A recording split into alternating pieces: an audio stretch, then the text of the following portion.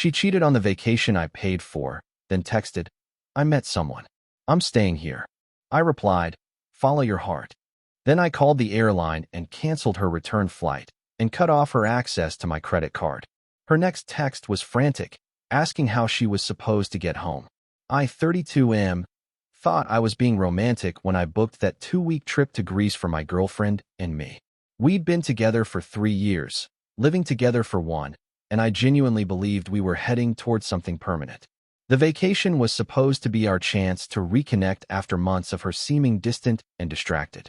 I should have trusted my gut when she insisted on separate rooms, for space to breathe. I should have questioned why she was so eager to explore the nightlife alone while I preferred quiet dinners and early morning beach walks. But I was trying to be the understanding boyfriend, giving her the freedom she claimed to need. The first week went smoothly enough.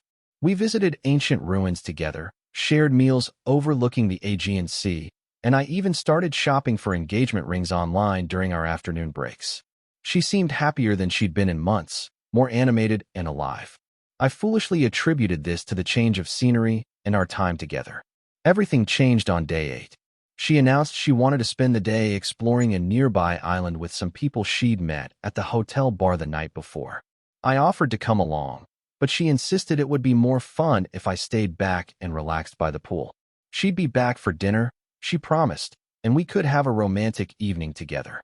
Dinner came and went. Then midnight. Then sunrise. My calls went straight to voicemail, and my texts remained unread. The hotel staff confirmed she hadn't returned to her room. I spent the entire next day in a panic, calling hospitals and police stations, convinced something terrible had happened. That's when the text arrived. She told me she'd met someone incredible on the island trip. Someone who understood her in ways I apparently never could. She was staying in Greece to explore this connection and wouldn't be coming home as planned. She thanked me for the vacation and said she hoped I could understand that sometimes people need to follow their hearts. I stared at that message for a full 10 minutes, reading it over and over. 3 years of my life, reduced to a casual text sent from a Greek island where she was probably in bed with her new discovery. The woman I'd been planning to propose to had just dumped me via text message while on a vacation I'd paid for entirely. My response was simple and immediate. I told her she should absolutely follow her heart and that I wished her nothing but happiness in her new adventure. Then I opened my laptop and got to work. First, I called the airline. Our return flights were booked under my name with my credit card, making me the primary account holder. I explained that there had been a change in travel plans and I needed to cancel one of the return tickets. The representative was helpful and understanding, especially when I mentioned it was due to a relationship situation. The cancellation went through without issue. Next, I contacted my credit card company. I explained that I needed to remove an authorized user from my account immediately due to changed circumstances. The process took 15 minutes and required me to confirm my identity multiple times, but her access was terminated while I sat there on the hotel balcony, watching the sunset she was supposed to be sharing with me. I spent the rest of that evening methodically going through every shared account and subscription. Streaming services, food delivery apps, airline miles programs, anything connected to my name and payment information that she might assume would remain available to her indefinitely. The frantic texts started arriving around noon the next day. She was suddenly very concerned about how she was supposed to get home. Her tone had shifted dramatically from the casual dismissal of the day before to genuine panic. She'd apparently tried to check in for her flight online only to discover the booking no longer existed. Then she'd attempted to use the credit card for a hotel room extension and found it declined. I didn't respond immediately. Instead, I enjoyed a leisurely lunch at the hotel restaurant, the same one where she'd promised to meet me for dinner 2 nights earlier. I ordered her favorite Greek dish and ate it slowly, savoring each bite, while her increasingly desperate messages accumulated on my phone. She wanted to know what I'd done. She demanded I fix the flight situation immediately. She insisted this was cruel and vindictive behavior that was beneath me. She reminded me of all the good times we'd shared and suggested we could work things out if I would just be reasonable about the logistics. I finally responded that evening. I told her I was simply following her advice about following my heart. My heart was telling me that someone who could abandon a 3-year relationship via text message was perfectly capable of handling their own travel arrangements. I wished her well in her new adventure and suggested she contact her new soulmate for assistance.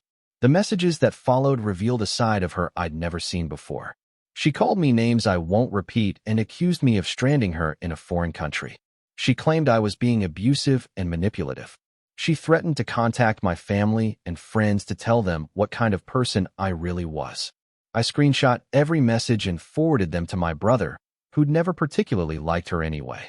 He called me an hour later, laughing harder than I'd heard him laugh in years. He said he was proud of me for finally showing some backbone and offered to buy me drinks when I got home. Her final message of that day was different. The anger was gone, replaced by what seemed like genuine fear. She admitted she didn't have enough money for a return flight and had been relying on my credit card for all her expenses. She was running low on cash and didn't know anyone in Greece who could help her financially. I almost felt sorry for her. Almost. Instead, I reminded myself of how she'd spent the previous night, in bed with someone she'd known for less than 48 hours while I was frantically calling hospitals, worried she was dead in a ditch somewhere. I thought about the engagement ring I'd been researching and the future I'd been planning with someone who could discard me so casually. I slept better that night than I had in months. Update 1. The story didn't end there, of course. Over the next few days, the texts continued arriving sporadically. She'd apparently contacted her family for help, but her parents had limited resources and couldn't afford an international flight on short notice. Her sister was dealing with her own financial struggles after a recent divorce. She tried a different approach then, attempting to appeal to my emotions. She wrote long messages about our history together, the good times we'd shared, the love she claimed to still feel for me despite her connection with this other person. She insisted that what happened on the island was just physical attraction and confusion, not real love. She promised we could work through this if I would just help her get home so we could talk in person.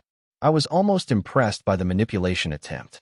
She'd gone from casual dismissal to anger to panic to emotional manipulation in less than a week. It was like watching someone cycle through every possible strategy to get what they wanted. But I'd had time to think during my remaining days in Greece. Time to process not just what she'd done, but how she'd done it. The complete lack of consideration for my feelings. The assumption that I would simply accept her decision and continue providing financial support while she explored her options. The entitlement was staggering. I responded with a longer message than I'd sent before. I told her that I'd spent considerable time reflecting on our relationship and her recent choices. I explained that her decision to pursue someone else while on a vacation I'd paid for had shown me exactly where I stood in her priorities. I acknowledged that people sometimes fall out of love or meet someone new, but the way she'd handled the situation revealed a fundamental lack of respect and basic human decency. I told her that I was genuinely glad she'd found someone who understood her better than I did, and I hoped that person would be able to help her with her current predicament. I wished her happiness and success in all her future endeavors, but I made it clear that I wouldn't be participating in those endeavors in any capacity. Her response was immediate and predictably hostile. She called me heartless and cruel. She said I was punishing her for being honest about her feelings. She claimed that stranding her in Greece was emotional abuse, and that she would make sure everyone knew what kind of person I really was. I forwarded that message to my sister, who immediately called to offer her support and to tell me she'd never liked my ex anyway. Apparently, I was the last to know that most of my family had serious reservations about her character. Update 2. A week after I returned home, I heard from my ex's best friend. She contacted me through social media, and her message was surprisingly supportive. She told me that she'd been watching the situation unfold from afar and wanted me to know that she thought I'd handled everything appropriately. More importantly, she filled in some gaps in my understanding of what had been happening. Apparently, my ex had been complaining about our relationship for months before the trip. She'd been telling her friends that she felt trapped and bored, that she was questioning whether I was the right person for her long-term. The friend said she'd tried to encourage my ex to have an honest conversation with me rather than letting her resentment build. The friend also mentioned that my ex had been particularly excited about the Greece trip, but not for the reasons I'd assumed. She'd been researching the nightlife and social scene extensively, talking about it being a chance to remember who she was outside of the relationship. This information stung, but it also provided clarity. Her behavior on the trip wasn't a sudden impulse or a moment of weakness. It was the culmination of months of dissatisfaction and planning. She'd essentially used me to fund her escape from our relationship. The friend also provided an update on my ex's situation in Greece. She'd apparently managed to extend her stay by finding temporary work at a beach resort. She was sharing a small apartment with several other seasonal workers, including her new romantic interest.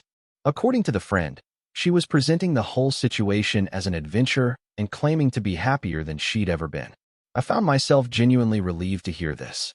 Not because I wanted her to be happy, though I didn't wish her harm, but because it confirmed that my decision had been correct.